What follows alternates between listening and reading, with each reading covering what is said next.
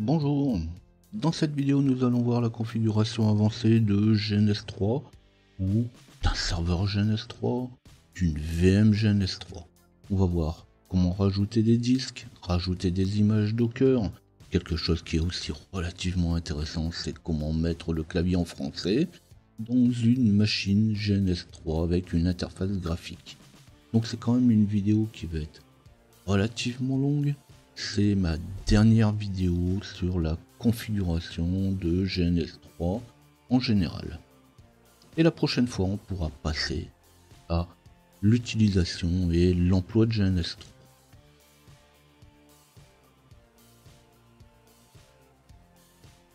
Donc cette fois, je vais pouvoir ouvrir mon GNS3, je vais aller créer un nouveau projet ou prendre un projet existant.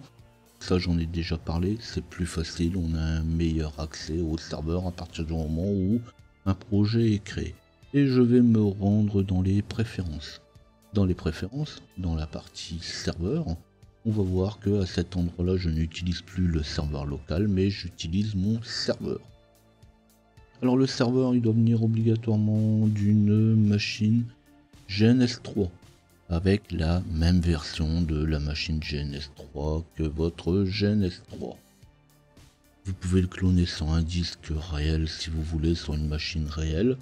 Il suffira juste de l'adapter si vous le mettez en réel. On va pouvoir lui mettre une adresse IP fixe. Plus besoin d'avoir une carte réseau locale, on est à distance. C'est pour ça que dans mon menu, la fois dernière, il nous donnait quelques informations justement sur le SSH, l'HTTP. Donc là, on va pouvoir lui mettre une IP fixe. Ça reste de l'Ubuntu, mais on va voir tout ça après. Je vais commencer par me connecter en SSH sur ma machine. Donc là, je vais mettre login mot de passe. Donc par défaut, c'est marqué GNS3 en login et en mot de passe GNS3. Alors bien sûr, il faudra l'adapter en fonction de vos besoins, même si ça reste un système de test ou de pré-prod. Donc on va retrouver tout ça dans les informations. De toute façon, quand je vais me connecter, la première fenêtre qui va être affichée, c'est la fenêtre d'information. Je vais cliquer sur OK et je vais me rendre dans le menu de configuration. Et là, vous pouvez, si vous le désirez, configurer l'authentification. L'adresse IP, de toute façon, on l'a déjà fait, mais on pourra le faire aussi en manuel à l'intérieur du système une fois que ça sera fait. Je vais pouvoir configurer le clavier, parce que même sur la VM, si je me connecte, là je parle bien de me connecter en réel dessus ou sur votre serveur, eh bien il faudra configurer le clavier. Donc on peut configurer le clavier à cet endroit-là. De la même manière que dans le menu, on va pouvoir aussi rebooter et redémarrer la machine. Et on peut aussi se connecter en shell. Et là, une fois qu'on est connecté en shell, eh bien on va pouvoir optimiser, configurer, modifier la machine. Alors là, c'est juste de la configuration d'Ubuntu. Alors bien sûr, c'est du Linux. Ici, on n'est pas là pour faire un tuto sur Linux. L'idée est de faire un tuto justement sur la configuration avancée de GNS3. Donc je rentre pas dans les détails. Dans le shell, je vais faire un sudo su. Donc là, il n'y a pas de configuration, il n'y a pas de confirmation non plus. Quand on fait un sudo su, on se connecte directement en route. Là, je vais pouvoir changer le password. J'ai tapé la commande passwd qui va me permettre de changer le mot de passe et de mettre un mot de passe à l'administrateur. Parce que par défaut, il n'y a pas de mot de passe. Puis on va configurer le sshd config. Je vais faire un nano /etc/ssh sshd config. Alors bien sûr, quand on change de sshd config, il faudra pas oublier de faire un restart après. Donc là, dans mon sshd config, j'ai tout simplement modifié le droit de me connecter directement en route. Donc là, justement, si je me déconnecte, je pourrais me reconnecter directement en route. Alors ensuite, le reste de la configuration, vous pouvez installer du htop à l'intérieur de votre machine par exemple, pour vérifier le fonctionnement. Donc par exemple ici je vais tester mon HTOP. Alors attention, quand vous aurez fait plusieurs manipulations à l'intérieur, ça reste du Linux. Quand vous allez quitter, il se peut très bien qu'il vous propose de faire un upgrade. Parce qu'il va détecter que le menu n'est plus réaffiché comme il faut, et il va vous proposer de faire un upgrade de votre version. De manière à, tout simplement, pourquoi pas, réinstaller le menu. En tout cas, c'est ce qui est proposé. Et là, quand vous faites un upgrade, eh bien en réalité, il va vous upgrader la version. Alors attention, j'en ai parlé, justement, si vous faites un upgrade de votre version, votre serveur risque de ne plus être utilisable, parce que la version de votre serveur doit correspondre obligatoirement à la version de GNS3 que vous utilisez. Alors GNS3, si vous devez le changer, vous devrez d'abord le désinstaller et le réinstaller derrière. Maintenant, il est sûr que si vous n'utilisez que le serveur, que la VM pour pouvoir travailler dessus, la VM stocke tout. Vous avez tous vos templates qui sont stockés sur la VM, vous avez les projets qui sont stockés sur la VM. Donc en réalité, vous pourrez reprendre sans problème des anciens projets. Donc attention justement, si vous faites un upgrade, attention à la version.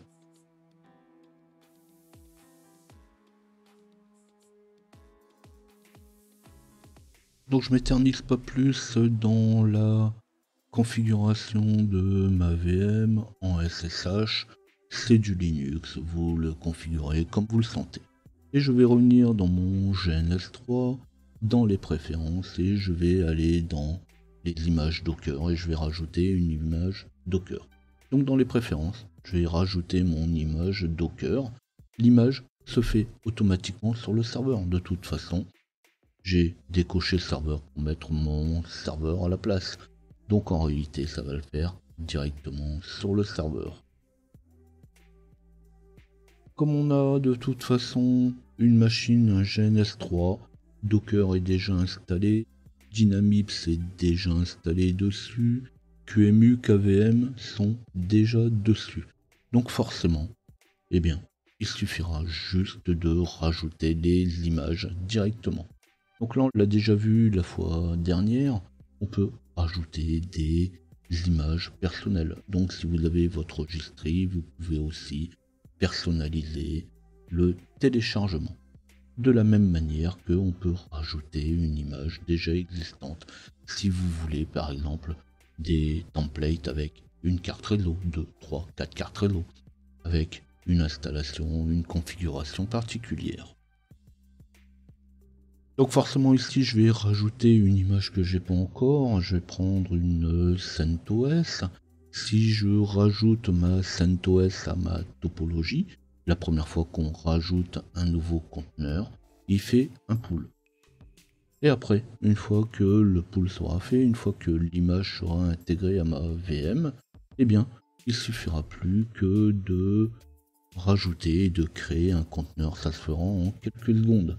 Alors c'est pareil, une image qui est placée sur le serveur ne peut pas être supprimée depuis GNS3.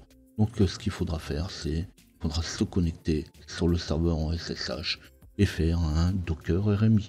Mais là on est plus dans l'utilisation de Docker. Donc c'est pareil, si vous voulez des informations sur l'utilisation et l'emploi de Docker, vous pourrez toujours aller voir mes vidéos précédentes.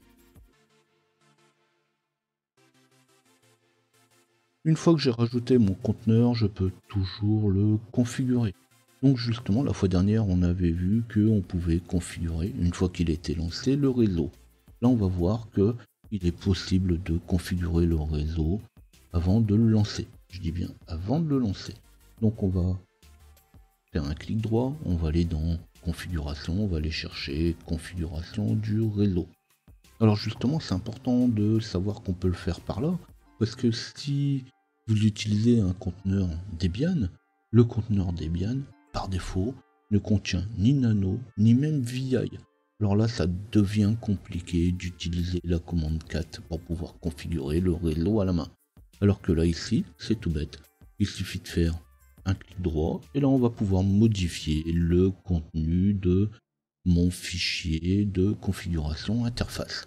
On peut le mettre à la fois en manuel et en DHCP pour celui qui a envie de mettre une IP en automatique sur mon conteneur.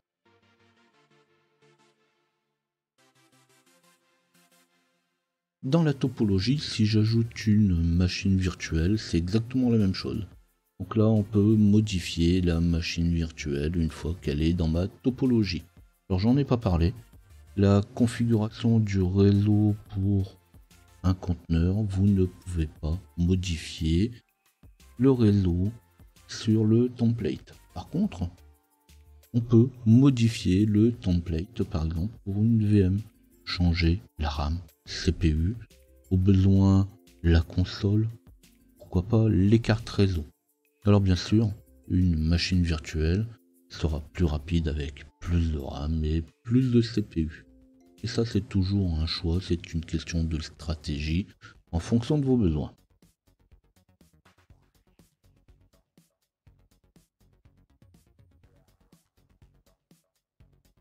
Donc suivant le cas, on peut faire les essais de notre machine virtuelle. On va voir que la fois dernière, il me fallait plusieurs minutes, voire dizaines de minutes pour le lancement d'une machine. Une fois que le système est correctement configuré, une machine démarre finalement de la même manière qu'une machine normale. Mais bien sûr, ça dépend de vos ressources, ça dépend de votre système. Donc de retour dans la configuration de mon système, je vais me rendre à nouveau dans les préférences de mon GNS3. Et là on va voir qu'on va pouvoir rajouter des nouvelles machines. Mais là cette fois je vais pas utiliser des machines que j'aurais téléchargées, j'ai récupéré mes propres machines.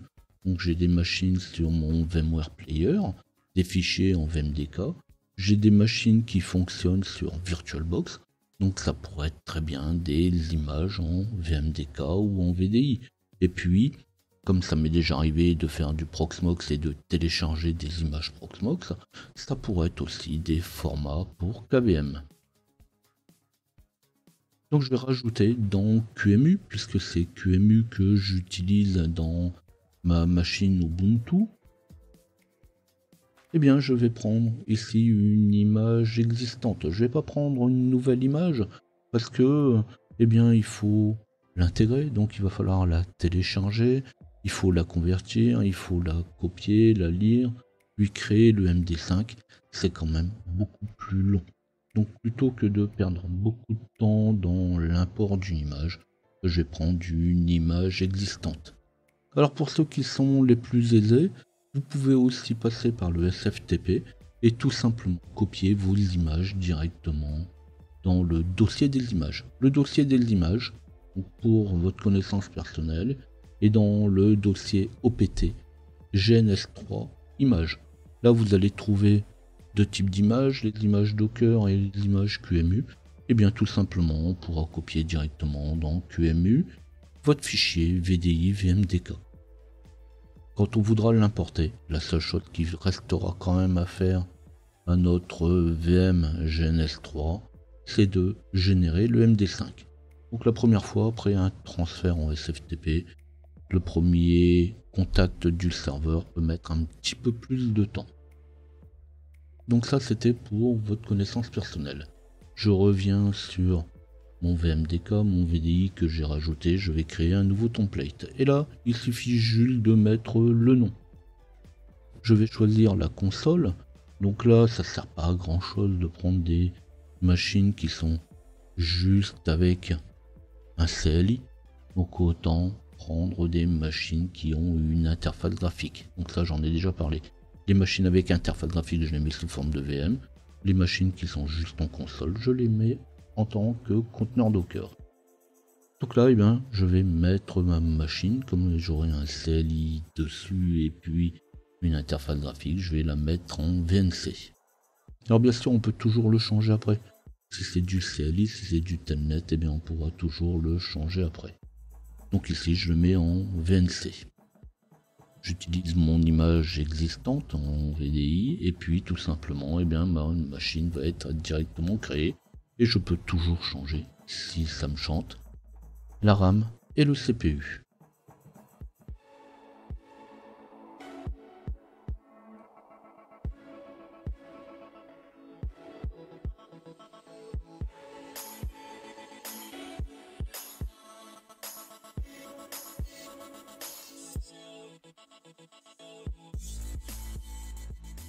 Donc je vais pas m'éterniser plus longtemps dans la création et dans l'ajout de nouvelles machines ou de nouveaux templates.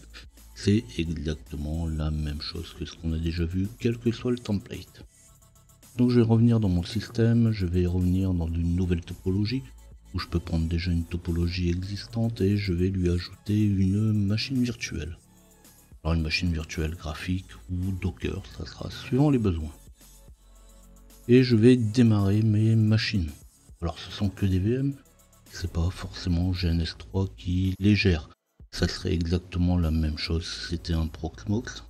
On l'a déjà vu, QEMU utilise tout simplement une interface VNC pour pouvoir se connecter à la machine virtuelle KVM. Donc forcément les machines sont plus rapides, elles vont démarrer beaucoup plus vite. Alors après redémarrage, je vais retrouver mon clavier. Donc là j'en avais déjà parlé la fois dernière, le clavier est en QWERTY. Et là on va voir comment passer le clavier de QWERTY en clavier français.